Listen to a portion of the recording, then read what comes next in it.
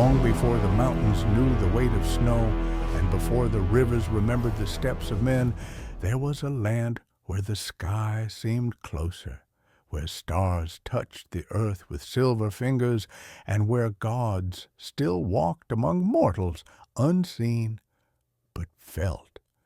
In this time, the world was young and raw, its rivers wild, its forests deep, and its deserts endless. The people of the land told stories, not just to remember, but to survive, for the gods could be cruel, and the earth itself whispered secrets of life and death.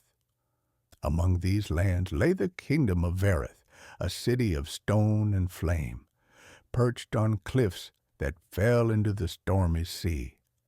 Its towers were so high that the clouds often kissed their tops, and its streets were alive with merchants, singers, and warriors whose songs carried on the wind. The king, Antherion, was wise yet tormented. His hair was the color of midnight, and his eyes held storms, though he smiled often to hide them. They said he had once bargained with the gods themselves, and though he had gained prosperity for his people, a shadow had followed him ever since. It was during the festival of the first star, a celebration marking the time when the heavens aligned, that a stranger arrived in Vereth.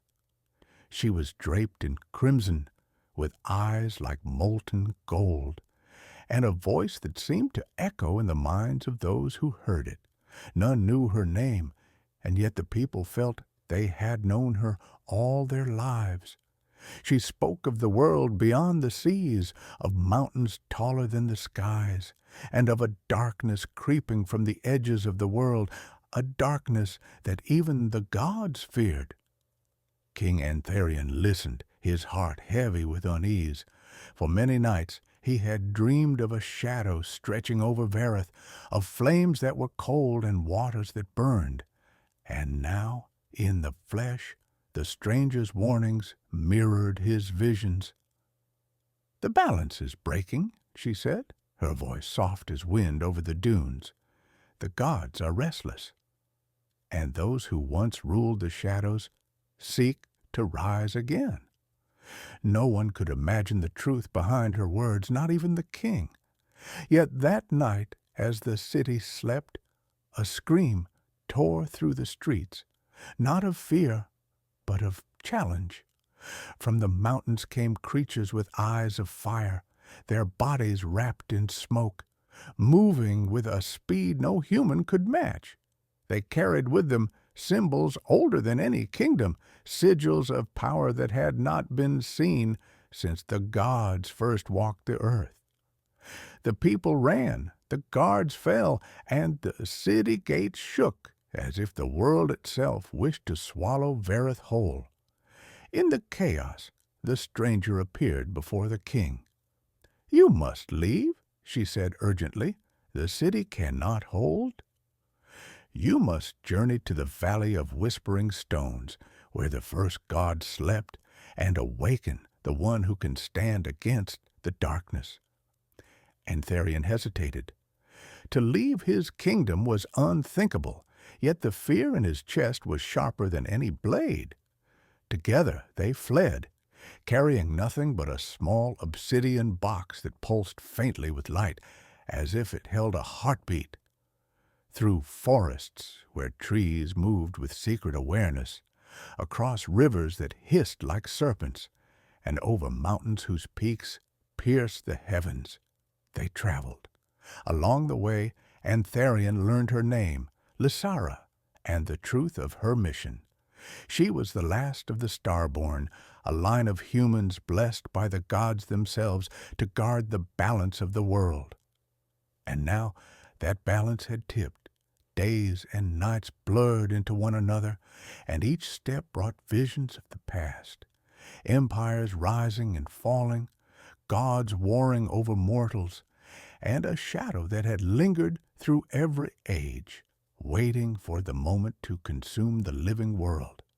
They faced beasts with claws of obsidian, storms that spoke in ancient tongues, and illusions so real that even Antherion doubted his own mind. Yet through every trial, Lysera remained a beacon, her presence a constant flame in the darkness.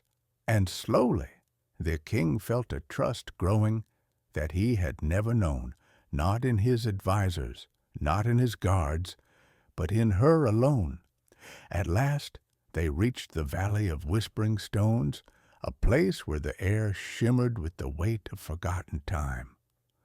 Stones taller than men hummed with energy, and the wind carried voices of those long dead.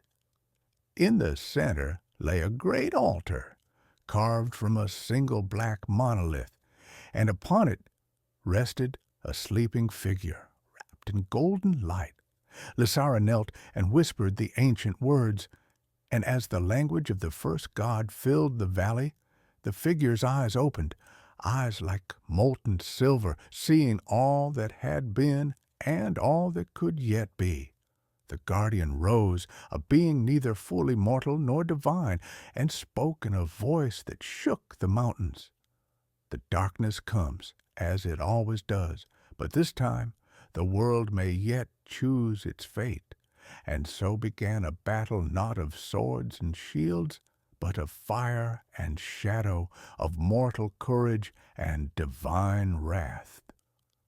The armies of darkness poured forth, led by spirits who had once ruled as kings and queens.